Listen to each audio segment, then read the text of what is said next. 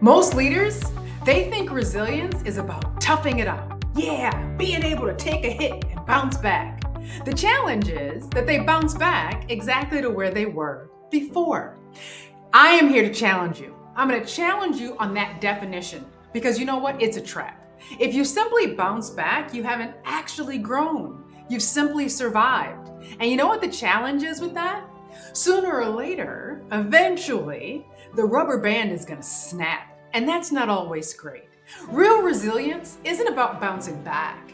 It's about bouncing forward. And I know that probably sounds a little trite and sounds a little commercial, but it's true. In this video, I'm going to break down the bold action method. Yeah, the bold action method. It's the exact framework that I use with executives of Fortune 500 companies to help them turn stress, which impacts everybody, from a threat into their biggest competitive advantage. You ready? Let's dive in. I see this constantly with executives and with teams that I train. High performers, you know who you are. Type A.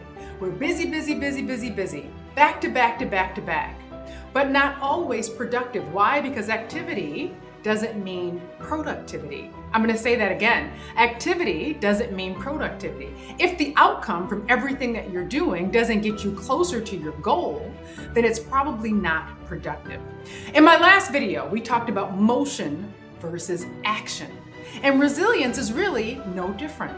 Now, we treat resilience like it's a battery that we just keep draining until it's empty. We think that, you know what, if I just work harder, I'll get through this. And a lot of times we get a lot of support for that, right? People talk about, oh, that person's so busy. I don't think they ever sleep. They're so committed. All this language that reinforces this unproductive behavior. It's not leadership, it's martyrdom. And sooner or later, you are going to burn out from that. This is that resilience paradox that perhaps you've heard about. The harder you try to hold on to everything and hold everything together without changing your strategy, the more brittle and vulnerable you become. You stop leading with the courage that got you all of the admiration in the first place, and you start leading with fear. Sadly, over time, you stop taking bold action and you only play it safe because you can't afford a failure. So now, how do we fix that? Well, we fix that by shifting from passive endurance to active expansion. Doesn't that just sound good? Passive endurance to active expansion. Here's the 3-step bold action method to build resilience that actually lasts. Biologically, excitement and anxiety, they look almost the same. Think about it. Last time you were excited versus scared or anxious, it didn't look any different. Why? You have that racing heart, maybe your palms are sweaty, you've got the energy around it. The mistake is labeling that as fear. When you feel that pressure, I want you to say, I'm not stressed, I'm activated. I'm not stressed, I'm activated. Use that energy to push forward, not shrink back. Don't let anything make you afraid. Don't be fearful of anything. Lean into it. Now, we all know that growth doesn't happen in what? That comfort zone. No, unless we get outside of that box, we cannot grow. People always tell me, Lila, I want to improve in personal growth, but they want to stay in the same box that they've always been in. Growth doesn't happen in the panic zone either. It happens right here in this stretch zone. When you're panicked, you can't think. You don't make good decisions. Right in between is where the magic happens. To build resilience, you need to know and you need to do one thing every day that scares you just a little bit, just scares you slightly. Not a massive risk, just an intentional, specific thing that you do that causes you just a little discomfort. What might that be? Speaking up in a meeting, posting an opinion piece, making a call you've been dreading. All of these things build a muscle so that when that crisis hits, guess what? You're ready. You're not brittle. You're not vulnerable. You are ready. This is where most leaders fail. You can't be activated 24/7. Resilience requires some level of recovery. Think about if you work out.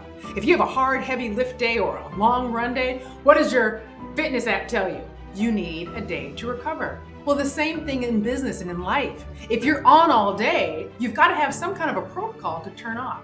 If it's a 10-minute walk or a 6 p.m. shutdown or anything that you reward yourself for shutting down. Now, I had a client, let's call her Sarah.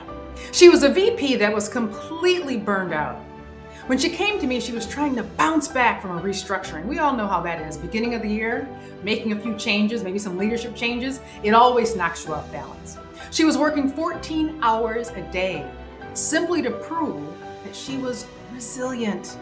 Now, we applied this method, and she reframed the chaos as an opportunity to rewrite her entire team's role. And guess what?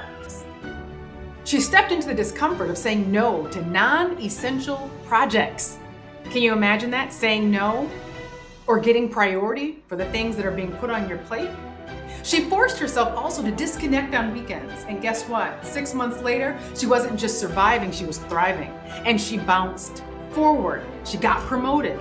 She didn't just bounce back to where she was before. So here's my challenge to you. I want you to identify one area.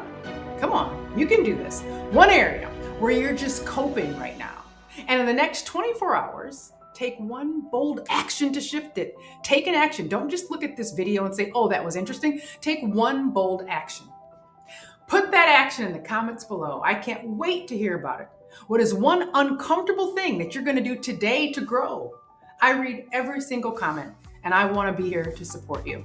If you want to lead with courage, hit that subscribe button. I'm Lila Jones, and I'm reminding you that your career will not improve until you do. So go out there and take that bold action. I can't wait to hear from you.